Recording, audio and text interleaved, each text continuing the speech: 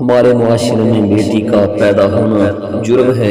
وہ بیٹی جس کو میرے نبی نے رحمت فرمایا، وہ بیٹی جس کو میرے نبی نے ماں باپ کے سر کا تاج بنایا، وہ بیٹی جس کی پرورش کرنے پر ماں باپ کو جنت کی بشارت سنائی، وہ بیٹی جس کو حق کی وراثت دیا، وہ بیٹی جس کو معاشرے میں جینے کا حق دیا، وہ بیٹی جس کو گھر کی زینت بنایا، وہ بیٹی جس کو شوہر کا فرما بردار بنایا، وہ بیٹی جس کو ماں باپ کا سکون بنایا، وہ بیٹی جس کو بھائی کا غرور بنایا، وہ بیٹی جس کو جنت کی عورتوں کی سردار بنایا، وہ بیٹی جس کی پیدائش پر اللہ اور اس کے فرشتے خوشیاں مناتے ہیں، وہ بیٹی جو جنت کی سردار، وہ بیٹی جو اپنے ماں باپ کا فخر۔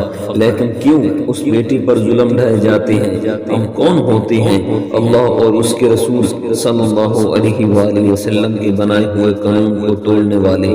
جو دین ہمیں بیٹی کی پیدائش پر خوشی منانے کا حکم دیتا ہے اور اس کی پرورش کرنے کا حکم دیتا ہے، اور ہم آج اس دین کے احکامات سے کیوں منہ موڑ رہے ہیں؟ مجھے دیا کلبی کا واقعہ یاد آتا ہے جب وہ غیر مسلم تھا۔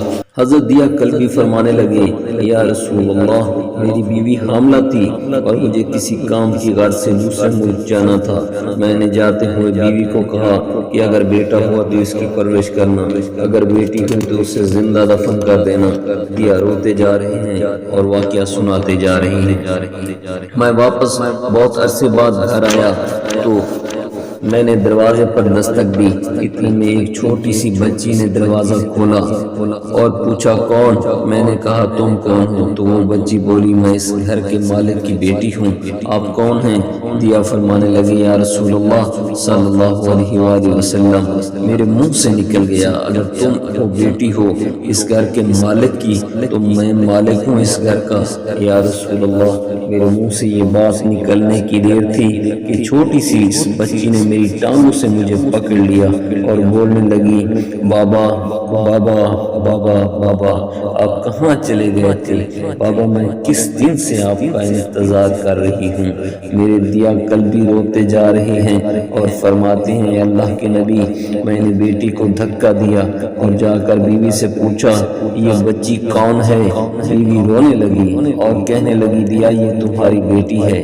یا رسول اللہ، مجھے ذرا ترس نہ آیا، میں نے سوچا میں قبیلے کا سردار ہوں، اگر بیٹی کو دفن نہ کیا تو لوگ کہیں گے ہماری بیٹیوں کو دفن کرتا رہا اور اپنی بیٹی سے پیار کرتا ہے۔ حضرت دیا کی آنکھوں سے اشک قطار نکلنے لگے۔ یا رسول اللہ، وہ بچی بہت خوبصورت، بہت حسین تھی، میرا دل کر رہا تھا اسے سینے سے لگا لوں، پھر سوچتا تھا کہیں لوگ بعد میں یہ باتیں نہ کہیں کہ اپنی بیٹی کی باری آئی تو اسے زندہ دفن کیوں نہیں کیا۔ میں گھر سے بیٹی کو تیار کروا کر نکلا تو بیوی نے میرے پاؤں پکڑ لیے، دیا نہ مارنا ایسے، دیا نہ مارنا ایسے، دیا یہ تمہاری بیٹی ہے، ماں تو آخر ماں ہوتی ہے۔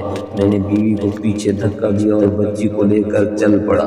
رستے میں میری بیٹی نے کہا، بابا مجھے نانی کے گھر لے جا رہے ہو، بابا مجھے کھلونے لے کے دینے جا رہے ہو، بابا ہم کہاں جا رہے ہیں؟ دیا کلبی روتے جاتے ہیں اور واقعہ سناتے جا رہے ہیں، یا رسول اللہ، میں بچی کے سوالوں کا جواب نہیں دیتا تھا، وہ پوچھتی جا رہی تھی بابا کدھر چلے گئے تھے؟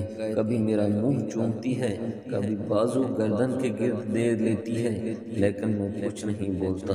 ایک مقام پر جا کر میں نے ایسے بٹھا دیا اور خود اس کی قبر کھودنے لگ گیا۔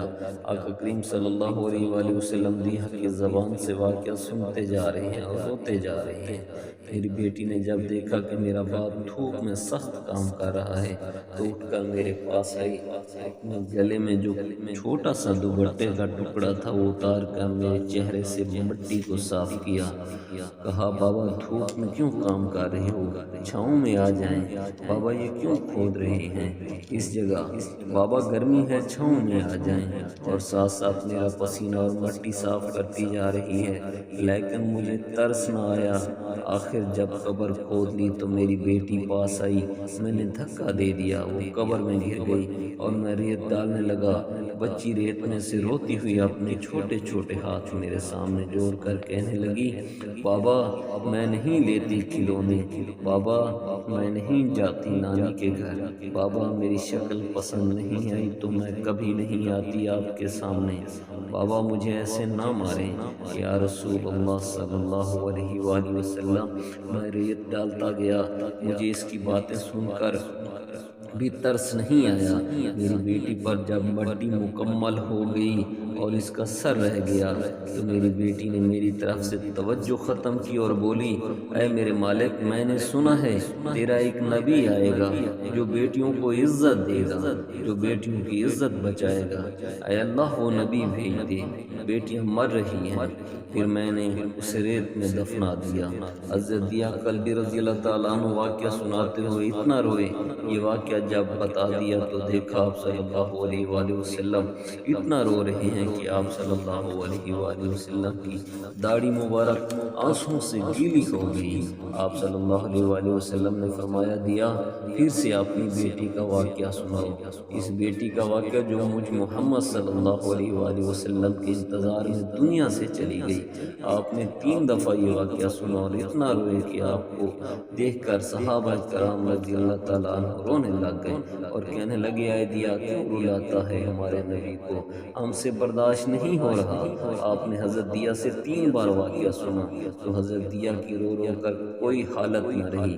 اتنے میں حضرت جبرائیل علیہ السلام حاضر ہوئے اور فرمایا، یا رسول اللہ صلی اللہ علیہ وآلہ وسلم، اللہ سلام کہتا ہے اور فرماتا ہے کہ اپنے محبوب صلی اللہ علیہ وآلہ وسلم دیا کو کہہ دیں، وہ اس وقت تھا جب اس نے اللہ اور آپ کو نہیں مانا تھا، اب مجھ کو اور آپ کو اس نے مان لیا ہے تو دیا کو یہ گناہ بھی ہم نے معاف کر دیا ہے۔